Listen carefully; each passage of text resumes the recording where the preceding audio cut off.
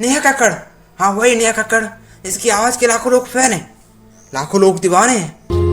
मिले हो तुम हमको बड़े नसीबों से, चुराया है मैंने किस्मत की लकीरों से।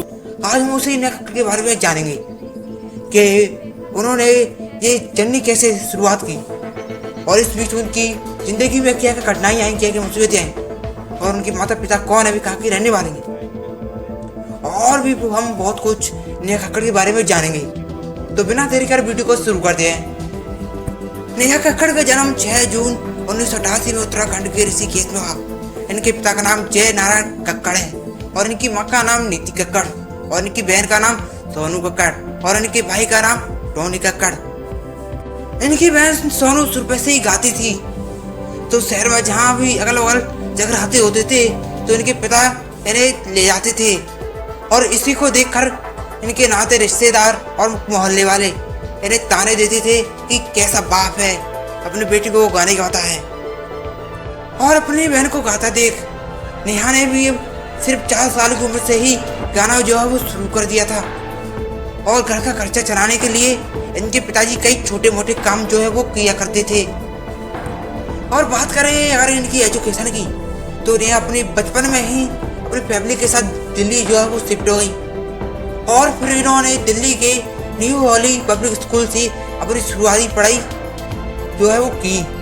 और फिर आपको जान के हैरानी होगी कि नेहा केवल 11वीं तक ही पढ़ी हैं, और वो भी इसलिए क्योंकि जब इनकी 12वीं के एग्जाम थे तभी ये इंडियन आइडल में ऐसा कंटेस्टेंट वो है सिलेक्ट हो गई। 16 साल के नेहा को इंडियन आइडल के सीजन 2 में जगह तो मिली, लेकिन वे टॉप के 8 राउंड में ही एलिमिनेट हो गई और इससे भी बहुत ही हताश हुई और बहुत रोई भी थी। पर लेकिन उन्हें क्या पता था कि उनकी जिंदगी तो उन्हें बहुत आगे ले जाने वाली है।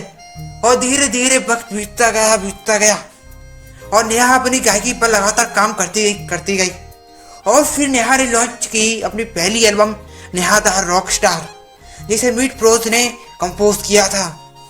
और उस एल्बम ने नेहा के टैलेंट को लोगों तक पहुंचाने में बहुत ही कामयाब रही और बहुत सारे म्यूजिक डायरेक्टर का भी ध्यान अपनी तरफ जो है वो आकर्षित किया।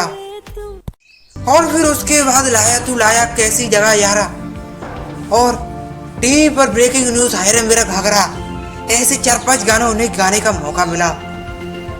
गाने रिकॉर्ड भी हुए पर इनकी आवाज को इमेचर बताकर खारिज कर दिया गया।